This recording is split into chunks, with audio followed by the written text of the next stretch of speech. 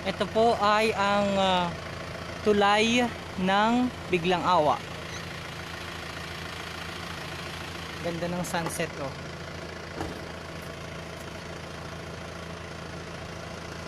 Ay, may mga nagaligo doon oh. Sarap naman magligo. Diyan nagaligo si Santino. Ang ganda ano, ang sarap, ang lakas ng agos. Kakamiss naman ang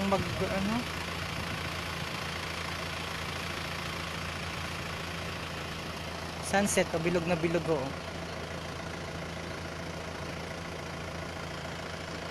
Bukas pag simula niyan panibagong pag-asa.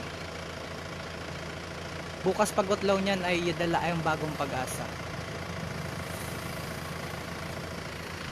Oy, umantabay po kayo mamaya dahil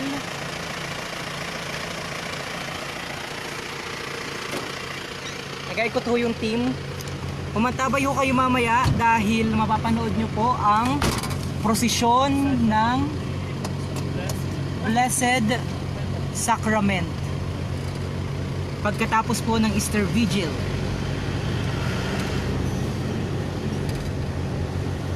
Comment nyo po yung mga pa-shoutout nyo at shoutout ko. Oy, special shoutout pala kay kabayang Maricel Solas sa magagawa ng ating masarap na suman. Paparano kita sa Buwak, so baka madaanan yung mga bahay ninyo sa bayan ng Buwak. So, comment ko po yan. Shoutout ko po. Watching from Riyadh, Saudi Arabia. Hello, kumusta na kayo dyan? Mga kababayan ko. Ingat. Hoy, good news po kita ha. Naku, wala ng signal dyan. Good news po kita ha dahil tayo po ay wala ng anong tawag dito? COVID. Nag-negative na? No. Nag-negative. Ito ang provincial head ko. Sorry. Nag-negative na yung 4 na una nang nagpositibo na balitang yung COVID-19 patient Sa pangalawang test? sa pangalawang teso, sa pangalawang pagkakataon natanggap na po ng Provincial Health Office ang resulta at negatibo ho yun, kaya sila ay kinoconsider ng recovered. Okay, linawin lamang natin yung mga term na inagamit natin. Ano po, malinaw po na ayon sa ating nilabas po na post kanina, ang tawag po dyan ay recovered. Hindi pa po kita considered as free dahil meron pa pong mga inabantayan na mga PUI at saka mga PUM. At the same time, technically speaking, meron na po talaga kitang COVID dito. 4. Ang kagandahan lamang po niyan ay recovered na sila. Pero that doesn't necessarily mean na tayo po ay COVID-free na. Ibig sabihin, antabayanan po natin ang official announcement mula sa Department of Health, Provincial Health Office or kay Governor Velasco para makonsider ho tayo na COVID-free. Okay? Dahil medyo may mga pasaway at share ng mga post, makakapag-comment lamang at makapag-share lamang. So hindi pa po kita COVID-free. Oy, Carmen Sales ha. Ma'am, hindi pa tayo, Miss Kabayan, hindi pa kita COVID-free ha, maliwanag. Wala pang deklarasyon ang Provincial Health Officer, ang Department of Health. Tayo, yung 4 ay considered na as recovered na. So antabayanan ho bukas dahil may magandang balita po bukas.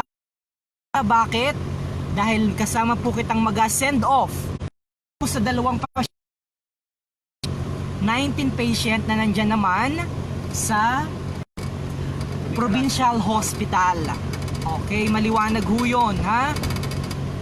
Salamat po sa inyong dasal, sa panalangin, dahil tayo po ay dahil naka-recover na o recovered na yung nauna ng mga pasyente, yung 4 na pasyente na idineklara po na COVID-19 patient. Okay, good job. God bless. Mama Mary loves Marinduque, sabi ni Romy Antonio. Oy, ang daming mga kababayan natin na nanonood. Bakit dito malakas ang signal natin? Oy, kumusta po ang signal natin ha? Comment natin. Saan ba ang bahay ni Laila?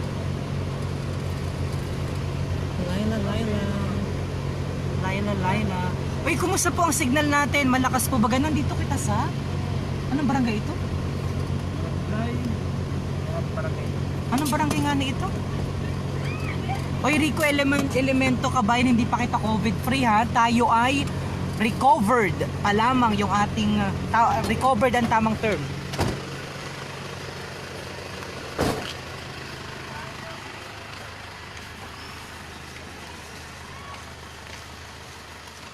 Saan po ang bahay ni Laila?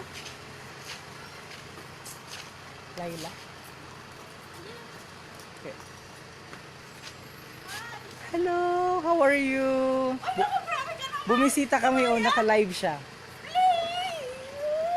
Oh, live mo ako. Anong barangay ito?